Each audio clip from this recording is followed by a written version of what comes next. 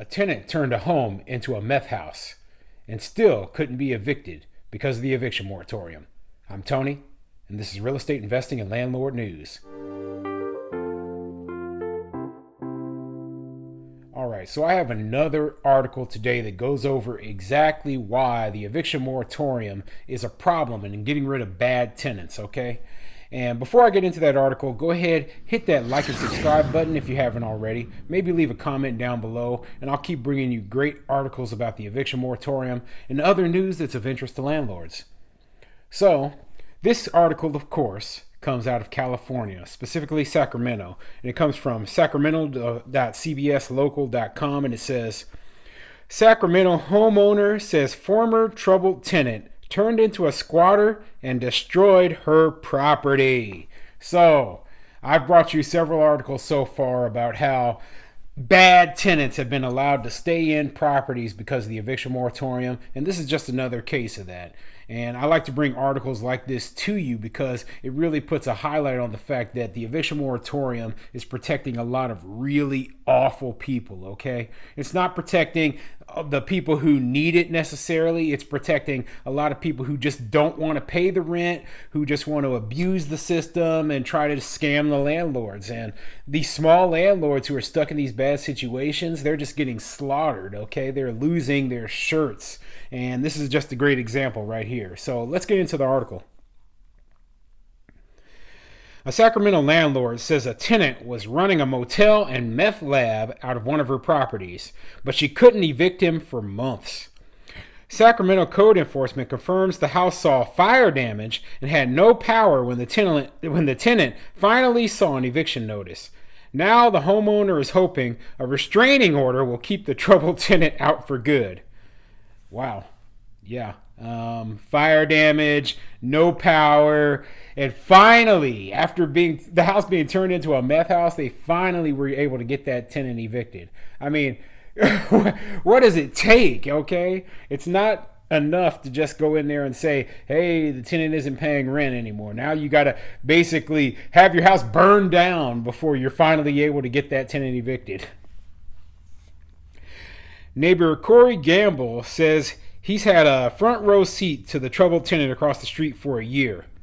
The stuff started showing up, then the cops started showing up. There were people in and out of there all the time, he said. Catherine Wiley, who now lives in LA, owns the home. She says the tenant turned the house into a meth lab and motel, complete with check-in and a registry. Inside, the chalkboard sign left behind reads, Leasing House. Wiley says because of the eviction moratorium, which protects renters during the pandemic, she couldn't kick him out. Our hands are tied, she said. Yeah, the article actually included a little bit of a video, and I'll include a little bit of it here right now just so that you can kind of hear exactly what this landlord is saying. And wow, what a crazy thing. Showing up, then the cops started showing up. There were people in and out of there all the time. Catherine Wiley, who now lives in LA, owns the home. She says the tenant turned the house into a meth lab and motel, complete with check-in.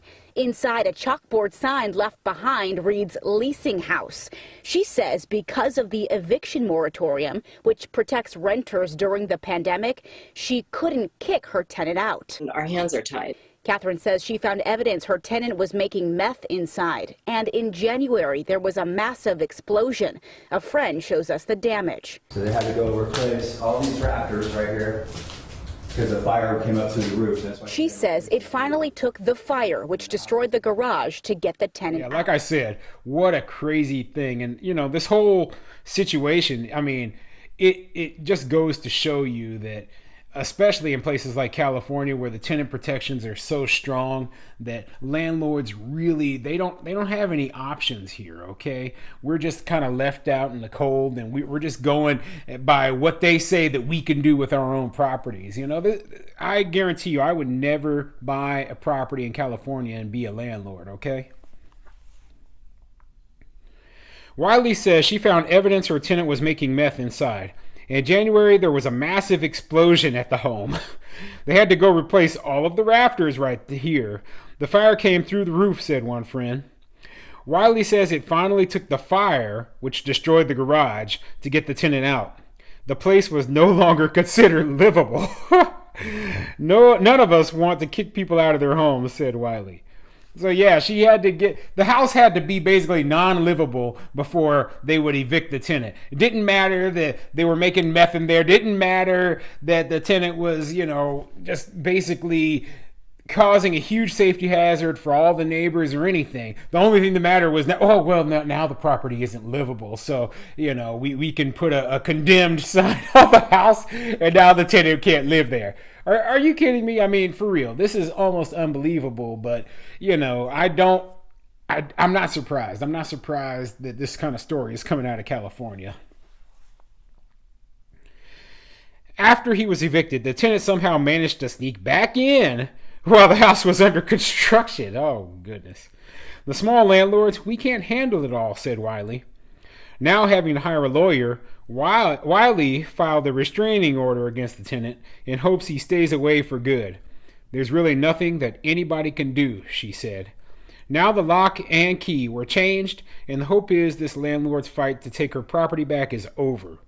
Wiley estimates the tenant is responsible for $30,000 in damages to the home since March 2020. Yeah, not to mention any lost rent that she had.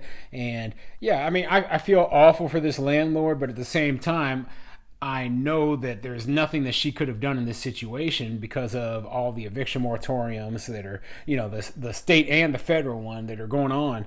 And yeah, I mean, there's landlords all across the country right now who are facing situations maybe not quite as severe as this, but I like to put a spotlight on situations like this because it tells you that, hey, the eviction moratoriums, they're not always protecting these so-called good tenants that everyone thinks that are being protected. Instead, they're protecting scam artists, meth dealers, violent criminals, etc. So yeah, let's end these eviction moratoriums ASAP. There's no other option and no other solution to this problem than that.